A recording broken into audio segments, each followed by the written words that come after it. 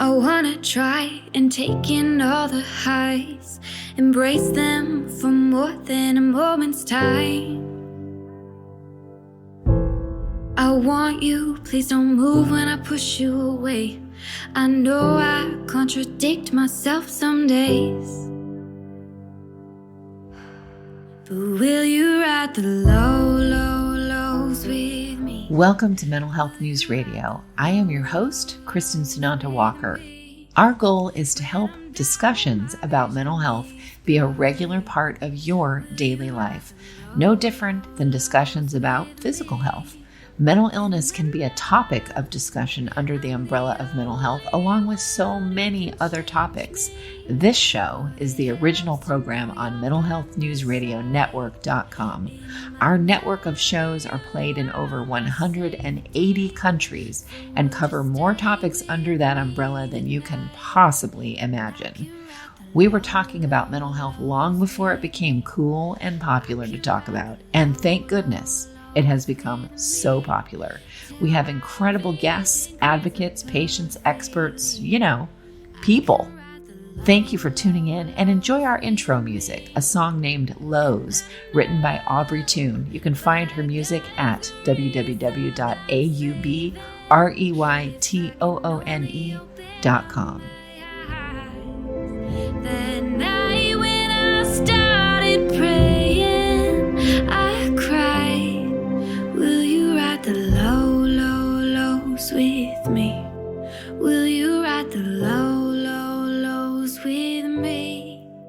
When I'm down, my vision gets blurry. Hey everyone, I am back with Dr. Paul Meier. Hi, Paul. Hello, Kristin. We have an interesting. How are you doing? I'm good. I'm doing good, much better than I was, but we're going to get into why on this show. Our title for the show today is Our Worldview and How It Affects Us. And this is so pivotal because so many people, are really struggling even more than they were in 2020. And this ties into that. So, and there are things we won't touch with a 10-foot pole, but we'll get to those. Right. And I'll make a point here that as a psychiatrist, I see clients every day during the week, and I'm just seeing a lot of people that they're doing okay. I've been seeing them for years and for medication, and people that need medication lifelong, which is it's about 20% of the population. But anyway, they've been doing great for sometimes decades, but this year they say that a lot of them feel just sort of stunned by all the events of the past year, not just the virus, but also a lot of different events in the world, and that their worldview, they don't maybe use that word, but they say, man, they do really. They say my view of the whole world and of a lot of different things is so different now than it was a year ago. That it's just shocking me. It's taking me a while to adjust. And so I thought that would be a good topic for us to cover. Agreed. And it's true. So let's start with number one, the natural progression of our worldview. Yeah. And that's just from psychological studies that when each of us in our listening family right now was born, for about the first 18 months of our lives, we more or less felt like, it was tongue in cheek, I'm being a little bit dramatic here, but we felt like I am the world. And an infant does think the world revolves around him, and more or less it sort of does when he's young, and it's easy to understand why an infant would think that way. Right. When a 12-month-old has his mom leave the room, he may cry frequently because he feels like part of him left the room, according to psychologists anyway, and who knows what we know. We have our own view of truth. Psychologists and psychiatrists often wrong. And we know there are grown-ups that never that are walking around in grown-up bodies, but they're still really 18 months old inside, and they're some people a narcissistic person, I guess, never outgrows that, do they? They still think they are the world. Exactly. But then by 18 months, most infants realize that when their mom leaves the room, they're probably going to come back, and they don't necessarily cry. And mom's a separate person. And then as we grow older, just to make a long story short, just in general, our worldview does mature as we mature.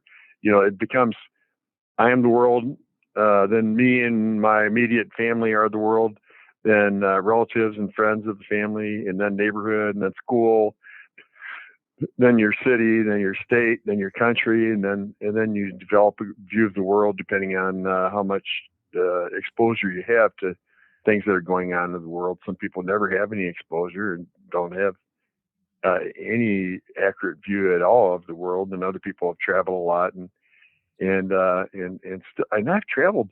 I'm 75 years old, and I've traveled all over the world, and I've taught all over the world, every continent, and I have to say that in the last couple of years, my worldview has been really shaken up. Yeah. It's a lot different now, and here I am, 75, an experienced world traveler. Right. And my view now is quite a bit different than it was 2 years ago. That's scary. It's pretty scary. I don't want to be overly pessimistic, but I've gone from being overly optimistic to either realistic or overly pessimistic. I Right. guess my worldview in another year or two will determine that. Right, exactly. And that can, And I don't claim to be right.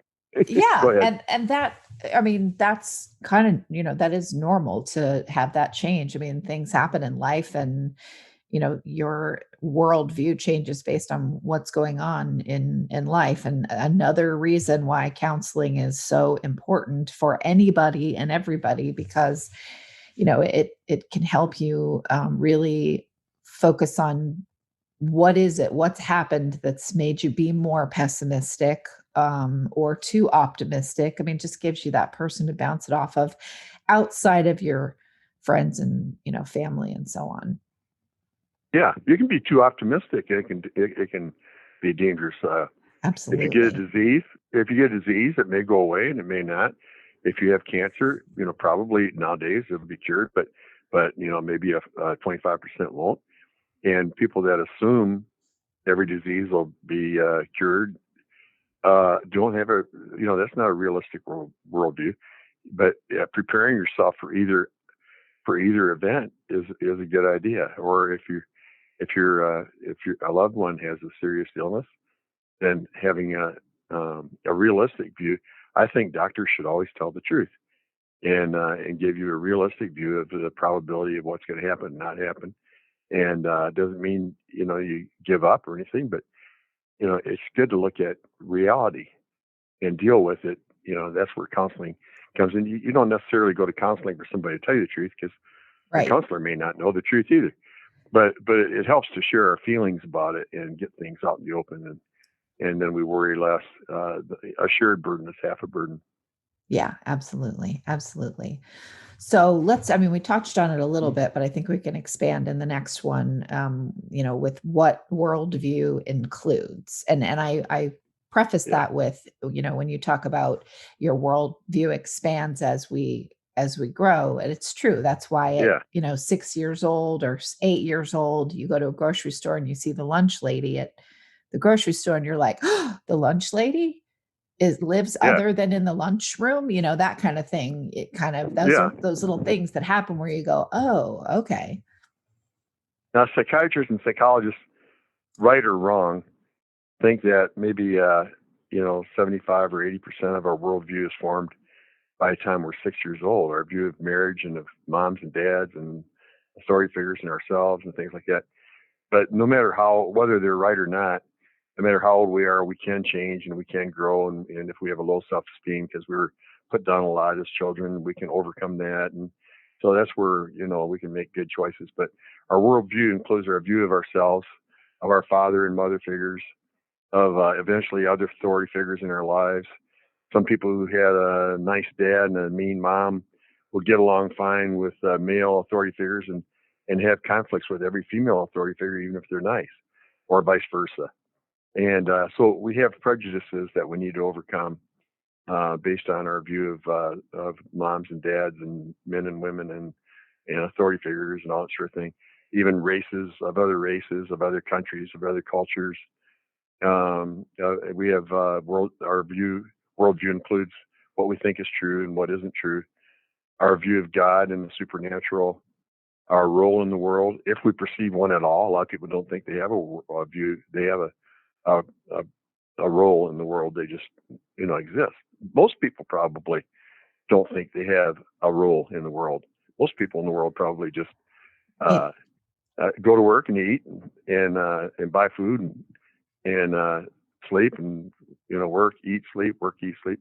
Right. Go through life in a rat race. And then of our view of romantic relationships, of social groups at school and the world, like sports, band, clubs, social media relationships, the veracity, the truthfulness of the news and social media that we're learning, and then finding out how much of that this past few years, it's been real discouraging to find out how much of that is willful deceit to advance various views. And our view of the history of the world and the history of our country, we can read some books that say everything's perfect and everything's good, and other books that say everything's horrible and everything's bad, and it's confusing, and then how much is accurate, how much is propaganda or false negativity. Our view of our safety in the world has been shattered this past year when a worldwide epidemic, wiped out a couple million people in the world probably, and so our worldview of our own safety, and then with all the riots and things like that, and our view of the dangers in the world, including dangerous people, dangerous diseases, right, potential accidents, and our view of death, whether by suicide, death by others, death by disease, or death by old age, or whatever. Our view of death, our worldview about death itself, changes over time. Absolutely. I mean, I know. Sometimes for the better. Yes. Sometimes for the better, and sometimes for the worse. Mine did for the better, but I hope it stays that way. But mine too.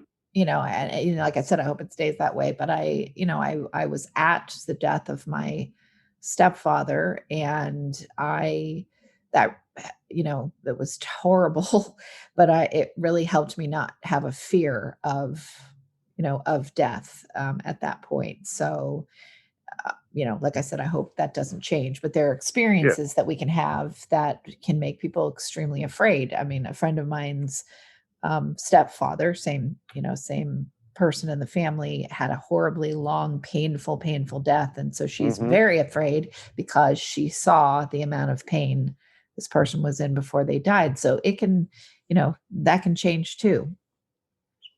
Yeah, I'm not going to have any pain when I die. I'm going to let them numb me out all they want. Right. I'll let them use painkillers all they want on me when I'm dying. But I was very fortunate I was with my dad when he died, and he had a smile on his face, and his head fell into my hands, and I was with my mom when she died, and with my dad and my mom, we were able to chat right up till the last breath, and with my mom's last breath, she whispered, "I love you, Paul." I don't know if you hear that, but "I love you, Paul." And she had a smile on her face, and her head fell into my hand. And they were both of the belief, and I think they're right, that they were going to go to a afterlife where they were young again and had no diseases, and they were confident of that, and so death for them was a beautiful thing. And when I had cancer in 2017 and didn't know if I was going to live or die, I got to a point where I didn't care one way or another. Not because I wasn't depressed. I was just ready because of my parents. I was ready to go on to a better life, an eternal life in heaven. And if it doesn't exist, I'd rather believe it does. But if it doesn't exist, I'm not going to know. So, if you just disappear, I'm not going to know. But I believe it does. And so either a better life in heaven or a continued life here on earth where I can help benefit people, which is what I enjoy doing. Yep, exactly. Yeah, and just reiterating too, your worldview can change depending on what happens outside of us. So now Right. we're going to look at worldview and what generation we were brought up in, and this is interesting too, where you can be married to someone who's like my ex-husband, who I refer to as my husband now, but he is 16 years older than I am, so we definitely have the different generation thing going on. And he's closer to my mom's generation than he is to mine. So there's some weird confluence there that we can get into. Yeah, it's really strange. You know, I believe that there is. I believe that there is an accurate view. There is accurate truth to what really is going on in the world. Just none of us really know what that is. But it's interesting that each generation of maybe 20 years will have a different view of the world than the generation that follows. And it doesn't mean one's right and one's wrong, but I think a lot of it has to do with the way the child rearing practices that our parents had, helicopter parents and all different sorts of things. And I'm 75 and you're over 40 now, aren't you? Aren't Yeah, you at least 40? I'm 51. Yeah, but please. I was Yeah. going to ask you No, the your whole age, but time, Paul, I've been 28 since we've known each other. So we yeah, started yeah, shows when I was 24. No, I'm yeah, kidding. No, I'm 50. I yeah. just turned 51 in January. Okay. And so you and I are of different generations, and yet we share a lot of very similar views, Yeah. but I'm sure some of them are different too. Yep. And um, so there's different views between every 20 years, in age, in groups. I know when I was in my 20s, it seemed like myself and most of my peers just wanted an equal opportunity to achieve an acceptable job, to have a family, to have some security. And it seems to me, I see a lot of clients in their 20s nowadays, or early 30s, who are still living with their parents, and a lot of them don't have a job, and they just seem so, they say so. They feel lost. They feel like life doesn't have any meaning, and but a lot of them that age are looking for equal results, regardless of opportunity. So I mean, some of them are just. It's not like they're looking for a job. and if I ask them, do you want to move away from your parents? They say no. you know, Right. so a lot of them want equal results. They want a house and a marriage and a family, but not to have to.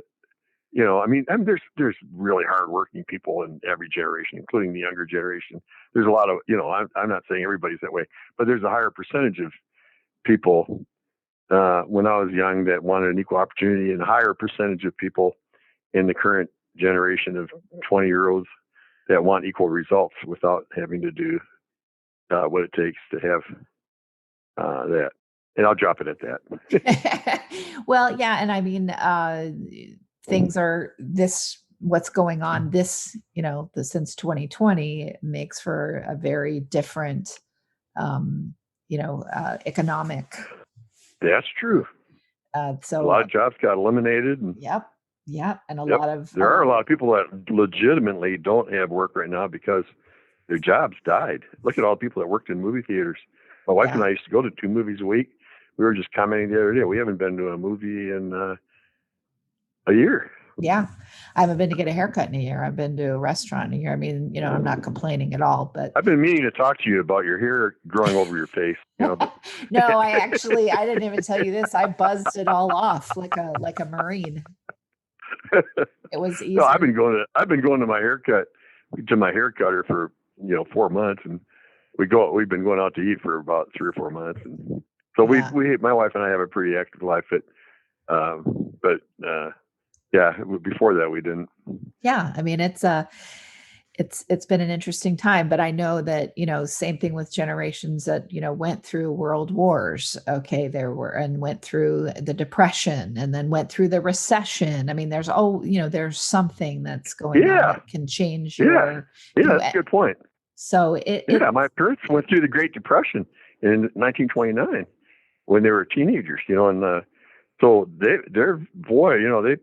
paid cash for their houses. They were never rich, but man, they saved up, and they said, they were very, very, very frugal, and yeah, I've been just, careless as all get out. And I wish I was more like my parents were.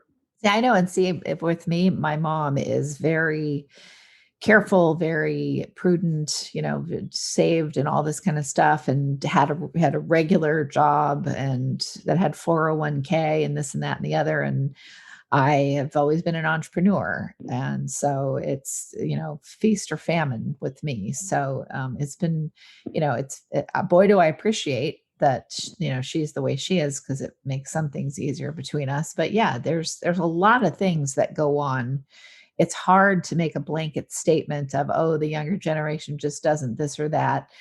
Yeah, that's right. Because you it's just it's their a higher experience. percentage, but yeah, there's a lot of hardworking younger generation. Yeah. Well, the next one I thought was interesting: worldview in the arts. Yeah. I hope I don't get too many people angry at me for this one, but it seems to me like, I have traveled the world, and like one place I went to is Petra in Jordan, which very few people have been to. You have to go in on horseback because the walls are 700 feet tall, and there's only about a 8-foot wide place you can drive in. So, but it's where Indiana Jones and the Temple of Doom was made. But it was a huge city that it could house, maybe 1 million people or 500,000. And it was written about in the Old Testament 700 years before Christ. It existed, and the whole city is carved out of sandstone. There are no houses that are built away from the mountains around it, the cliffs. They're carved into the soft rock, into the cliffs. And churches are, and cathedrals, and they have beautiful architecture. They have, the beautiful the lines around the outside doors and all that sort of thing. And there was a stadium built that where 5,000 people could sit. That was outside the place, and I'm sure they had some, buildings, for stores and things, but most of it was built into it. It was just gorgeous, and you wouldn't see anything like that today. I visited. I think you went to Ephesus, didn't you, when you went on your travel through? Did you go to Greece and Turkey, or just?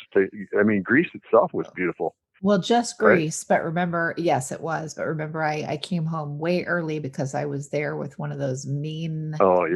Yeah, I remember now. So that was somebody with a lousy worldview. Yeah. You were with somebody with a lousy worldview. There. That was a Greek tragedy that called that. Yeah, yeah. But if you visit cities around the world, ancient cities that are 2,000, 3,000 years old, they had, like Ephesus. Right. I think it's in Turkey. But it had just beautiful architecture, marble, houses and paved streets, and it was just marvelous.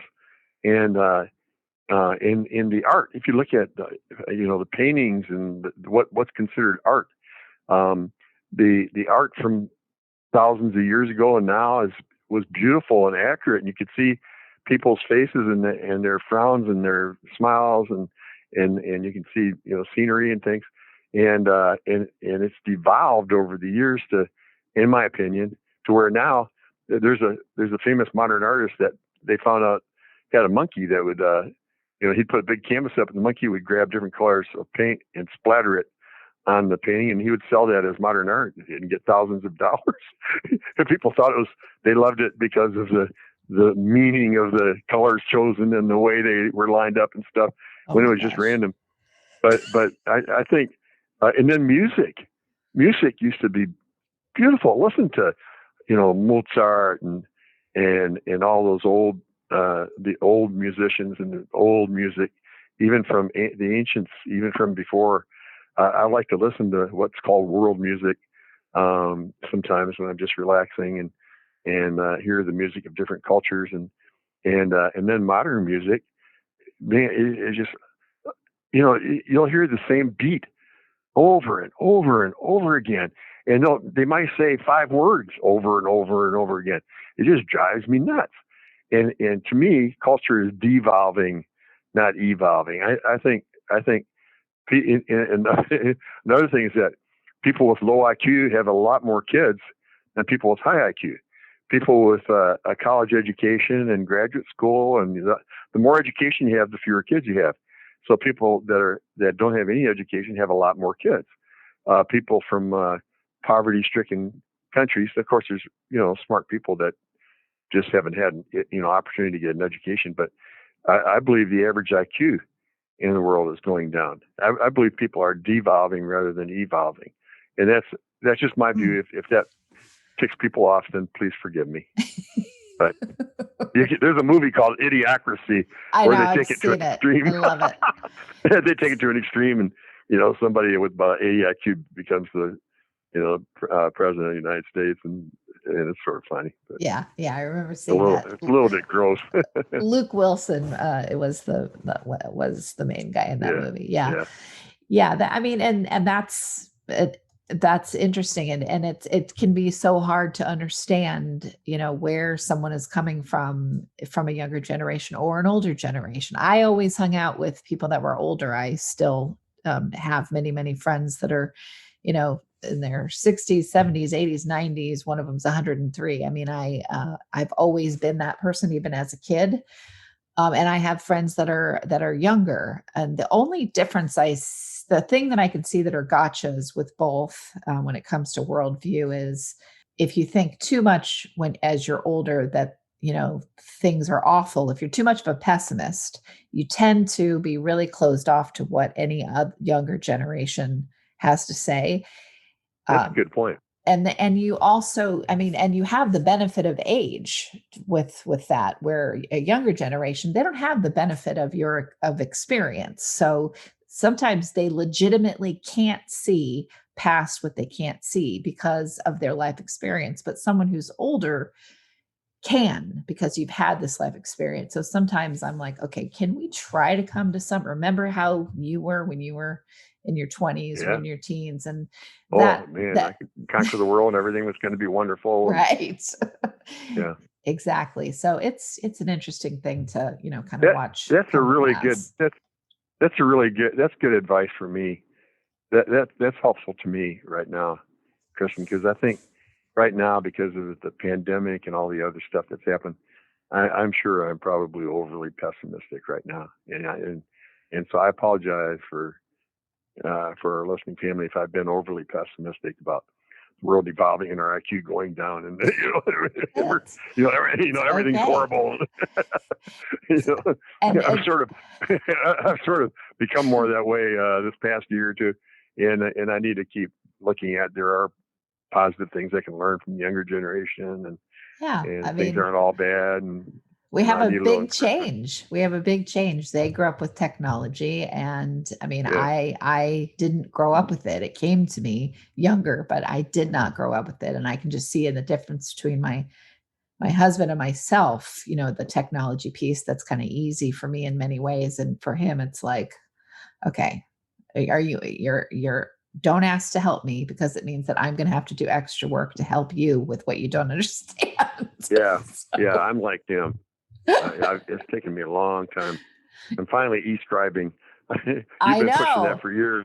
I'm finally e-scribing, and I love it. Now that I'm doing it, I love it. I know you're like, why didn't I do this before? But it's tough. Yeah, it's tough to make that. It's hard to change. Exactly. Yeah. So let's do this one, which is hilarious. Our worldview and political views. Yeah. And the first thing I wrote down on that. Yeah. The first thing I wrote down in my notes on that is, Kristin and I won't touch this topic with a 10-foot pole, because people are so easily offended to think their political views might be manipulated or incorrect. So I'm just going to give you a few funny quotes from Winston Churchill decades ago. But we're not going to get into politics. Politics, the political changes have been part of the great disturbance of people of all political persuasions in the past year or 2 years. There have been a lot of grieving done in disillusionment and by people of all different parties, but we'll skip that topic. Let me just read a couple funny Churchill quotes, and I'll let you all figure that other one out for yourself. But Churchill said, a fanatic, not necessarily a political fanatic, but any kind of fanatic. A fanatic is someone who can't change his mind and won't change the subject. Yeah. So they have a view and they keep preaching it and preaching it and preaching it. And if you don't believe it, then they don't even want to listen to alternatives. And then he said politics is the ability to foretell what's going to happen tomorrow, what's going to happen next week, what's going to happen next month, what's going to happen next year, and then to have the ability afterwards to explain why none of it happened. Yeah. So politics takes a little humility. Sometimes we have to eat crow, things that we thought were true weren't, and things. Okay, then another one. He says, if you're not a liberal when you're in your youth, you have no heart. But if you continue to be a liberal when you get older, you have no brain. No, of course, that was his. That was his view. I'm not saying that. Yeah.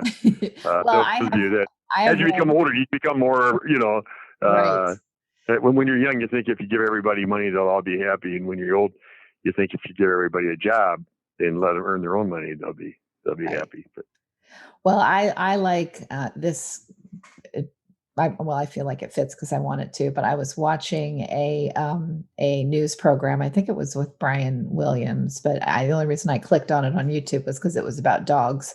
So I clicked on it, and FDR was talking, and he was saying, listen, I have been called this, I have been called that. And he actually gave examples of, how people have attacked him and said he's stupid and that he thinks he's indispensable and all the ridiculous stuff that the public, you have to go into politics wearing, rhino hide. Otherwise you just aren't going to make it. And why anyone wants to do that, boy, some people want it for power. Some people want it because they really want to be of service in that way. And yeah.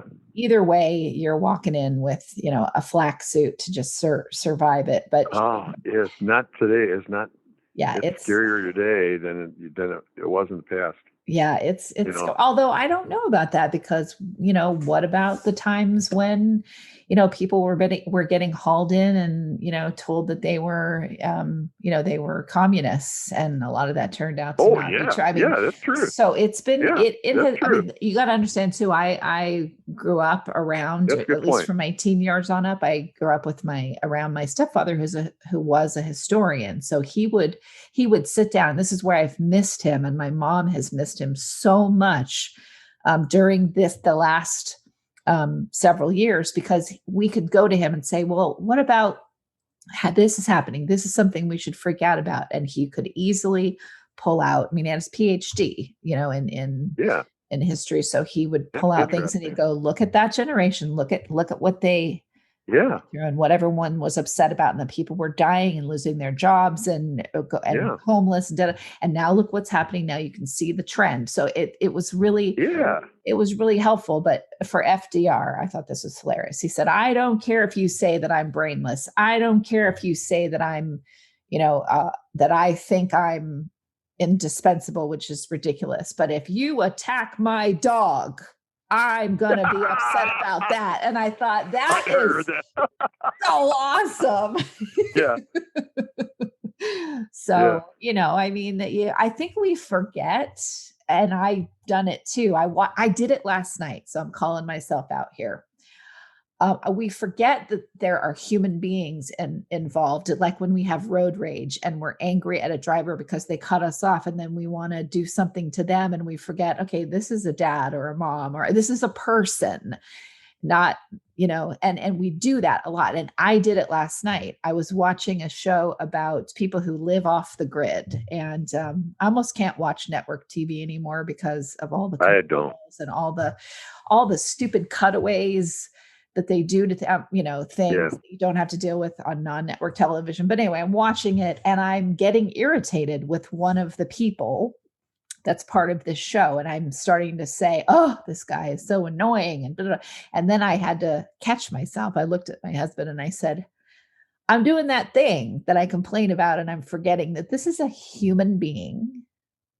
And I'm just throwing out, he's awful and blah, blah, blah, blah. And I have to stop doing that, because it's so easy to, the number of times isn't many compared to some of my friends that do shows and stuff, but I've definitely had people write in and say, you're a narcissist, because they listened to one show that I did. Yeah. And then they take the time to go and write a review about that. And I'm like, Right. And then I call my friends who, get like 5 million views on their YouTube videos about the subject. And they're like, please play a tiny violin. I get 50 emails a week telling me what a narcissist I am. So Yeah. they're like, you got one or two? Stop crying, But we have to remember that, that our worldview and our political views are going to change as we go through different things, just like the other sections that we've talked about here. But yeah, 20 or 30 years ago, 20 or 30 years ago, I talked to Dr. Criswell, who was about probably 93 already and still preaching at a church here in Dallas that had thousands and thousands of members. And I asked him, I said, doesn't it bother you when people criticize you? And he says, he says, well, Dr. Meier, he says, when I was a young preacher, yeah, it used to really bother me and all that. But now that I'm 92, it bothers me about as much as a fly on a cow's horn. Yeah, it's true. So, and you shared, like how you stopped talking at one venue for a long time because they, and I think I two have people out of 100 would criticize me and the other 98 would love it.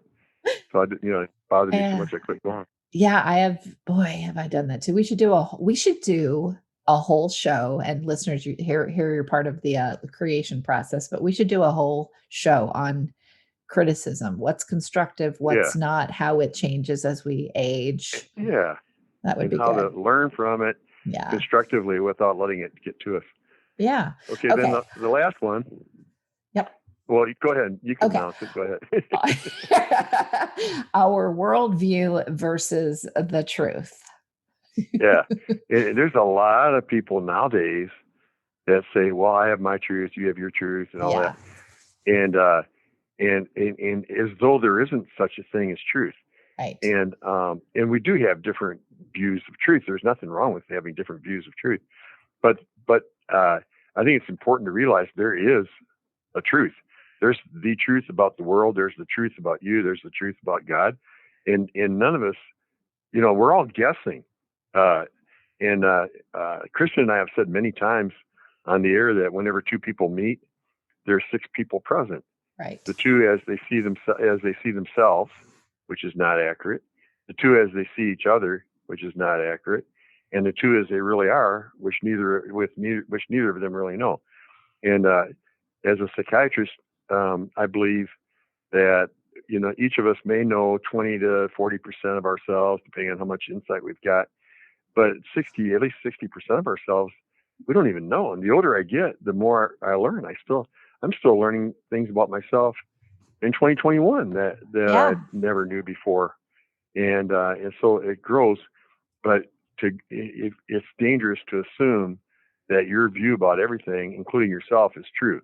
It's better to assume that you're probably wrong and that you're guessing, but your guess is getting hopefully better. And 2 and 2 is 4. The truth about math is that 2 plus 2 equals 4. So there could be a grocery store where the owner says, well, my truth is that 2 plus 3 equals 4. And so you go to pay your bill and it's, it's more than what you expect, because he says, well, my truth is that 2 plus 3 is 4 and you only paid 2 plus 2. So, you'd be really ticked off, and you should be. But there might be a customer whose truth is that 2 plus 1 is 4. So they go to the bill, pay the bill, and it's a lot more than they expected to pay, because it's based on 2 plus 2 is 4. And so the customer and the owner both have worldviews that are inaccurate. And so there is such a thing as truth, which is 2 plus 2 is 4. So you're not free. You're free to have whatever view you want, but you're free to be right or wrong. Yeah. There is a truth, and I encourage people to seek the truth. There's a truth about God, whether he exists or not, and I believe he does. Einstein believed there couldn't possibly not be one, because he saw the tremendous things of the universe and the laws of the universe and all that. He said that to think this all bounced together out of nothing is, just, almost delusional. There's got to be a greater power behind all this. But we're not going to get an argument about that. but our view of God, there's 8 billion people on planet Earth. And if you had everybody write a couple-page essay on their view of God, there's no two that would be exactly alike if you have a brain, unless you just parroted what you were taught. Right. But there's no two that would be exactly alike. And what that means to me is that all 8 billion of us are a little bit wrong. Because if no two of us are right, are agree with each other, then all 8 billion of us are a little bit wrong. So none of us really knows the whole truth about God. But I love God, and I want to get to know God better the older I get. But my view of Him and my relationship with Him, I believe it's growing. But sometimes things happen that make me see things a little differently. Then sometimes I argue with Him. Then I laugh at myself and say, "Who am I to argue with Him? Am I smarter than God?" And I know, Right. And well, even our view of God changes. And for people to say, well, my truth is that, God is a large hornet with green eyes and blah, blah, blah, blah, blah. Well, you're an idiot. Maybe I'm being mean, but, you can have that view, but at least it'd be good to try to figure out who the real God is rather than just make up some fantasy and start a new hornet religion or something. But we're all guessing what the real God is like, and it's a lifelong journey, and I don't think we'll know until the afterlife the whole truth about God and what He's like. And like I said earlier, if we're wrong about there even being one, then I guess when I die, I won't find out anyway. So Right. I'd rather have a relationship with God and possibly be wrong than to not have a relationship with Him. And I believe He is.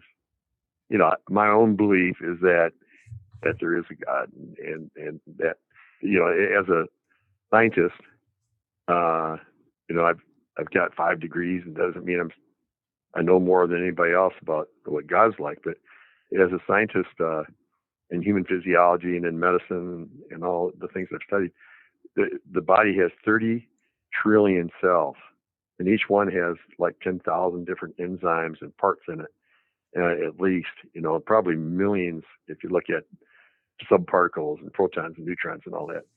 And when you study the human body and electron microscopy and all that, to think that all bounced together out of nothing, to me is like schizophrenia, or it's like delusion. I mean, how could that? That's like saying Webster's dictionary came about as a result of an explosion in a printing factory, and all Right. the letters lined up together, defining all the words in the world. And so that's just, if that ticks off some of our listeners, then please forgive me. But I believe that there is a truth about God, and there is a true God, and we're all guessing.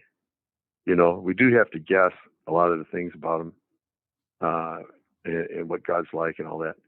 And but something I encourage people to pray is, dear God, whatever you're like, I don't really know exactly what you're like, and if you exist, I pray that you'll show yourself to me, and help me to see more what you're like and how I can relate to you. I think that's a safe prayer for anybody to pray, even if you're an atheist. It's a safe prayer to pray, because if there is a God, and I believe there is, but if there is one, and He's a good God, then He will show Himself to you. He will become closer to you. And so it's a safe prayer to pray. I kind of look at things too. There's so much with mental health. Everyone's mental health. Remember, we all have it. Not everyone has mental illness, but everybody has mental health.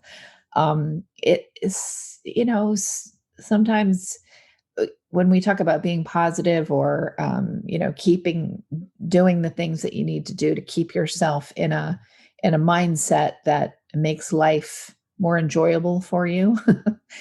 Mm-hmm. It's okay to believe things that don't harm other people, that make it easy for you or yourself, that make it easier for you to get through this thing called life. So if Right. you don't have proof that, or you really feel like you've got to have this proof to believe something, you you don't. You can believe things and not have this, irrevocable truth. But I know that I appreciate numbers much more than I ever have in my entire life. And it's around the same statement because, yes, 2 + 2 = 4. There's no getting around that. There's no, well, you're not thinking about the gray of a situation, because sometimes 2 + 2 could equal 5. I mean, there's no such thing as that, right? You Right. can't That's right. argue that, period. That's So right. it Right. does make you, I mean, for someone that's always been kind of nervous about math and all that kind of stuff, as I get older, the more I appreciate that there are things that are just a fact. And we don't have to, do anything around that. And they make for a funny joke when I do have people come to me and they're trying to tell me, no matter what, that 2 + 2 = 7. And no matter Mm-hmm. what I do, that's what they're going to believe. And they have all this evidence, quote unquote, to back it up, because that's their quote unquote truth. It makes it so much easier for me to go on with your bad self and think that.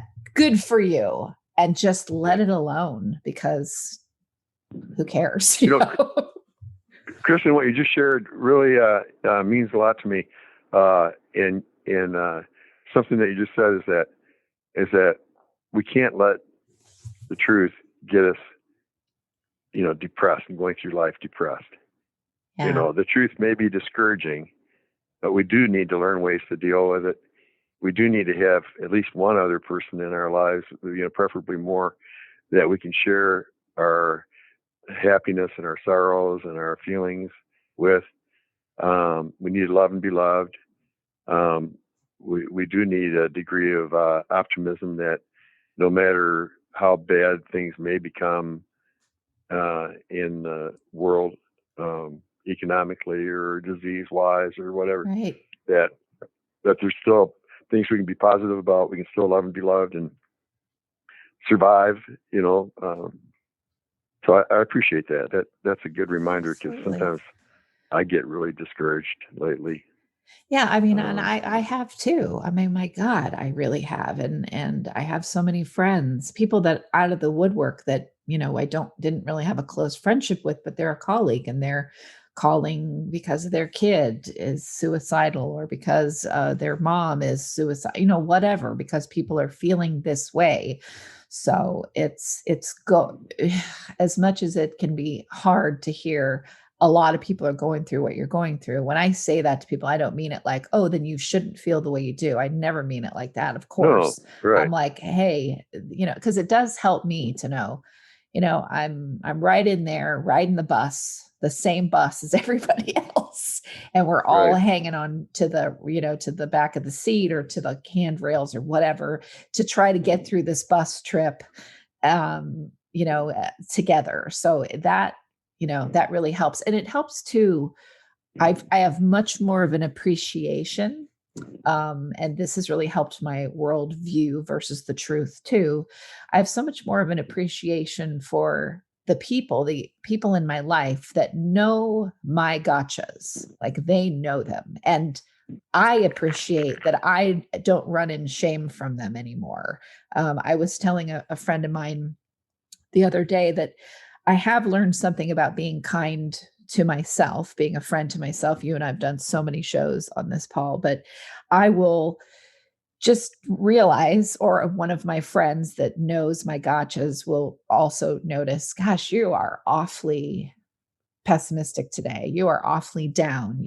There's no light at the end of any tunnel. There's not even a tunnel for you today. And I know now to go, okay, Kristin, my friend, my dear friend that's been through everything with me, you are not allowed to make any decisions today. You're going to go to bed and get some sleep, and tomorrow will be a different day. That's been huge for me. And the same thing that my friends who know who I am, but I may be talking negatively, I may be paranoid as heck, all these things, like my worst behaviors, my worst scotches coming out, that they can say, Kristin, you need to not make any decisions today. And I want you to go to bed. And that has helped me with my worldview. It's helped me with what I know to be the truth about myself and about others in the world. Those things just, and really to me, they're acts of kindness, have helped me tremendously. You know what, Kristin? What the point that you just shared is the most important one that we've shared in this thing. I had 6 points in my outline, and I just added a 7th one. Just copying what you were saying. I mean, you probably need to reword it, but I put, in spite of the truth in the world, even the negative truths, we can survive with the help of God and others and a realistic, optimistic view of how to survive. A realistically optimistic view of how to survive. Yeah. That's sort of what I mean, that's, you need to reword that for me, but because what you shared just now is so encouraging, and I think it's more important than any of the other 6 points that I shared, is that, you know, ending with a positive, Yeah. you know, because I guess that just about everything I've shared is sort of negative.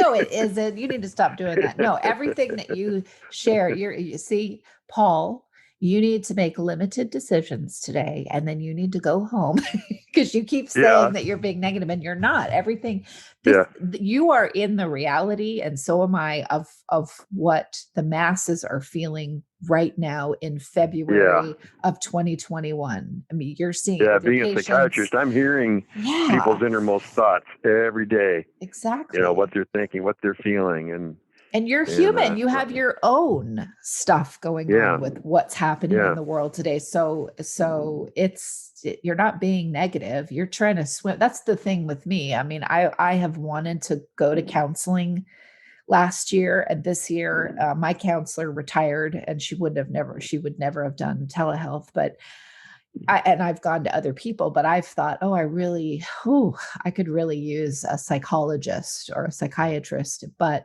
then I think, well, they're struggling too, and other people need them more than me. And, you know, I do that whole baloney, so I didn't go to counseling. I just went to, you know, my friends and stuff and did that there. But, you know, it doesn't mean that I was being pessimistic. That's reality. Our mental health providers, where the heck have they been going to get help?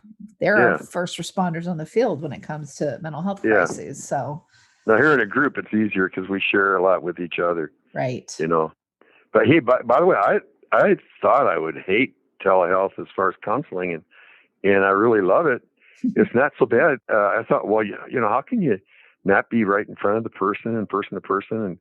But in reality, the person I'm talking to is 12 inches away on my computer screen. It's like giant FaceTime. It's like me and my best friend talking by FaceTime to each other. It's you know, we can, you know, they can share their feelings and everything, and they can cry there or whatever they want to do. Absolutely. It's just like being there. It's not so bad after all. Yeah, it really, it's lovely. I mean, you get kind of sick of it, but you know, and people complain a lot, and you have to have an outlet. We're going through a lot, so now people are complaining about Zoom. Well, you know what? Even if, let's say, it was some other kind of disaster that happened other than a pandemic, and so you didn't have to do stuff on the internet, well, then you'd be complaining about in-person stuff and how stressful it is. Because, however, there's always going to be that. We're in a stressful time. Period. End of story. We're all going to get through it. Thank you for encouraging me and encouraging our listening family with the positive thought that you ended our program on, that we still have to survive. Yep. And we can do it. You know, and don't be bitter, and don't get depressed. You know, because bitterness is what. Try not to. You know, depression is anger turned inward. So the more angry we get, as far as being bitter, the more depressed we're going to get. So we need to say, okay, how can I roll with it? What can I do? How can I survive? Yeah. And life's tough right now. Life is difficult, but what can I do? And then we can feel good about the things that we do to survive in this tough tough world that we're living in right now. Be understanding, be kinder to yourself, be kinder to others. That's it. I mean, just those things alone will get you a long way. And, and then when you need to go to bed and not make any decisions because you're too negative, do it. Yeah. Give God the night shift. Exactly. You can worry about stuff during the day, but let him worry about it at night. Exactly. Get some good, peaceful sleep. Well, Paul, thank you again. I love it when I love our shows. I love them. So thank you so much for doing this one with me today. And thank you. Thank you. And listeners, you encouraged me. Good. I feel better already. Good. Me too. That happens when we talk anyway, but yes. So listeners, I hope you feel that way too. And thank you for tuning in to another episode, and we will catch you next time. Hi, listeners. I'll make it quick. These are some really cool places that give discounts and other cool things for listeners of Mental Health News Radio Network. If you want to get amazing help with healing from narcissistic abuse, go to healfromanarcissist.com. If you want CBD products that are the best of the best, I use them myself, go to proze.com and use the code mentalhealth20, mentalhealth20. If you want to get daily perk ups that help retrain your brain to think more positively, go to perkupdaily.com. And also, just because this one's fun, snarkycandles.com. I guarantee you'll love them. Snarky with a Y, SNARKY candles.com. And don't forget, if you want to hear all the shows on the network about first responders, you can go to firstrespondermentalhealthnetwork.com, and all of our shows that focus on narcissistic abuse, narcissisticabusehealingnetwork.com. Thanks for listening, and back to the show. But will you ride the low, low, lows with me? Will you ride the low, low, lows with me? One thing you can always count on at Mental Health News Radio Network and my show is that there will always be dogs around. Why? They are natural healers, excellent for your mental health. The original therapy dog Miles has something to say in just a moment. For now, please check out all of our amazing shows at mentalhealthnewsradionetwork.com and all your favorite podcast apps. Until next time, I'm Kristin Sonanta Walker, and thank you for listening. Me tonight, and I can ride the low, low, lows with me. I can ride the low, low, lows with me till my vision clears up perfectly. I can ride the low, low, lows with me. Good boy.